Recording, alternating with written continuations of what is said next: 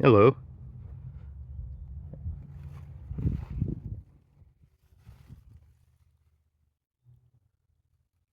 He said it was rusted out. I've seen so much worse than this.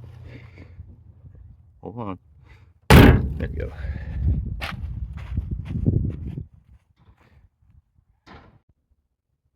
This, I believe, is a little baby like wolf spider.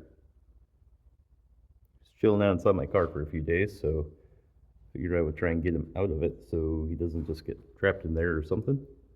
So, yeah. I'll set him outside and we'll cover some other stuff.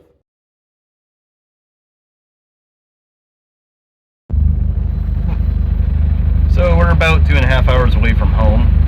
Other James ended up picking up his Nissan he was wanting. And yeah, it's been fun driving this. It wasn't supposed to rain. It rained for like 2/3 of the whole trip. But we'll get through it.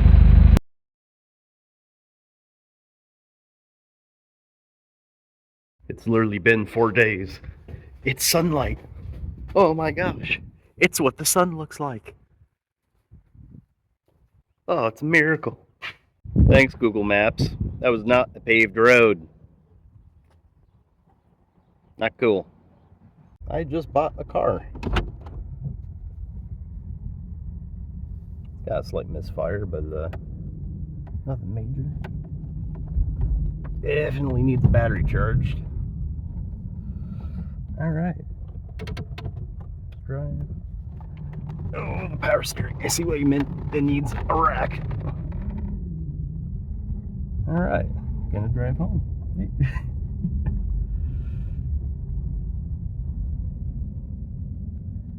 And we're home.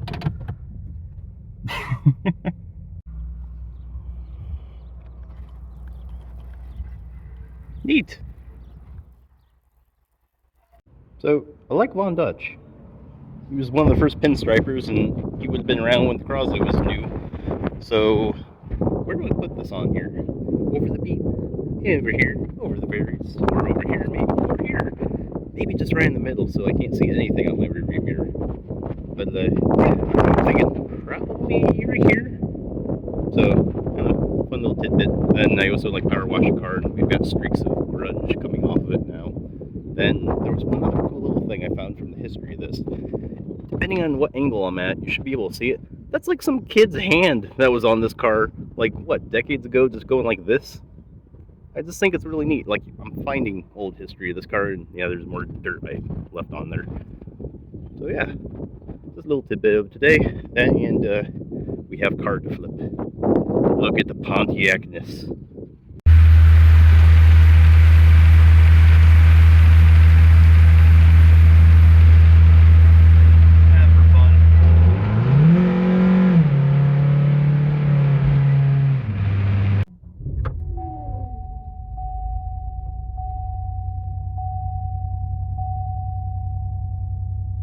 I'll rev it up.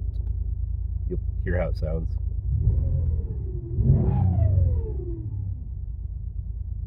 So, car's basically ready to go.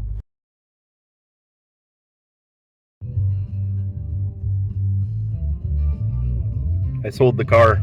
Now, and Fred showed up like 2 minutes after it left, or like the car left. Crazy timing.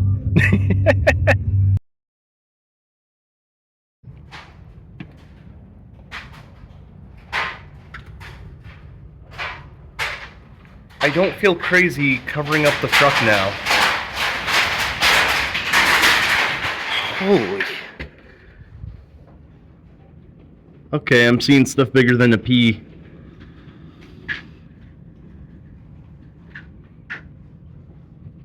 Jeez. Yep.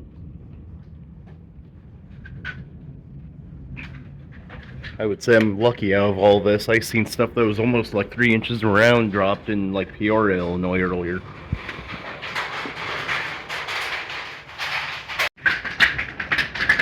Nice.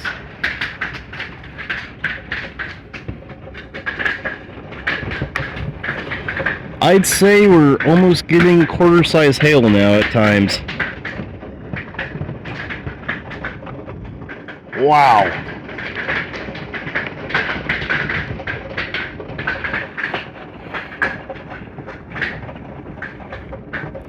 covered everything that wasn't like the fiberglass or the like bedsides or the tonneau cover of the truck. It should be okay.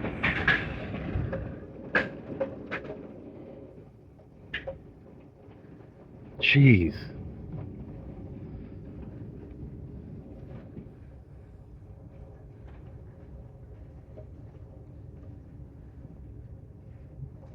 Alright, I gotta check on some stuff soon.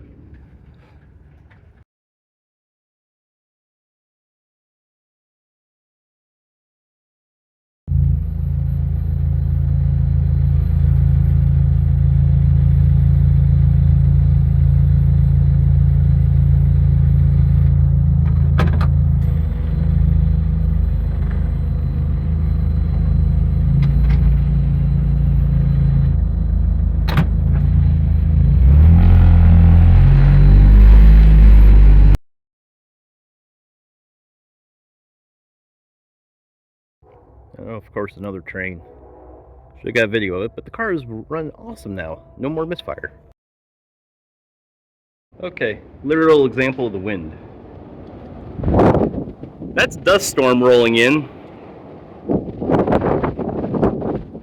Did I mention this is a weekly thing?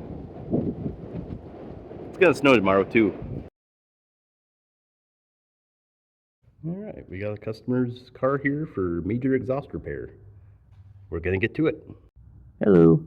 Hopefully we're hearing fine because I got my headphones in and stuff, but we have the new pipe still into place forward more than I needed to because I wanted to plan ahead, so I had room to basically get that pipe into place and slide the whole new exhaust piece back to then hook onto that, and then we'll just get a jack stand on either end or blocks of wood and tack everything so it keeps itself tucked up higher than it was originally, and everything will just like weld in beautiful. Like I got a decent amount of room and all that, but part of me like wanting to do the video thing is I get it. Everyone likes stance and stuff.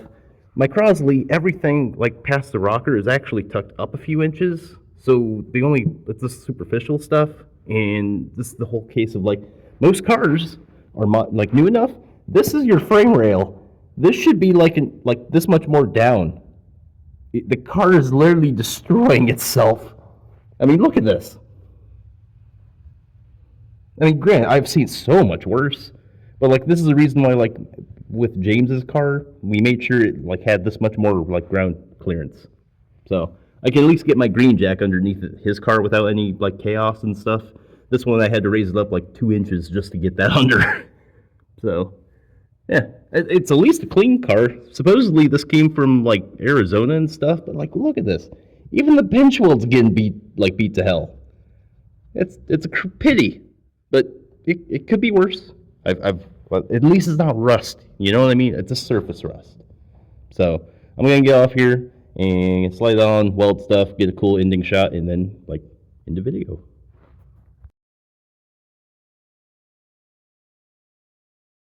But it's done. So that's out. Welding's done. I don't know what else to say, but hopefully that was fun to watch with the little tangents and fun things. That's way quieter than my friend's, like, James's Civic sounded like. Still hear the Civic. Oh, there it goes.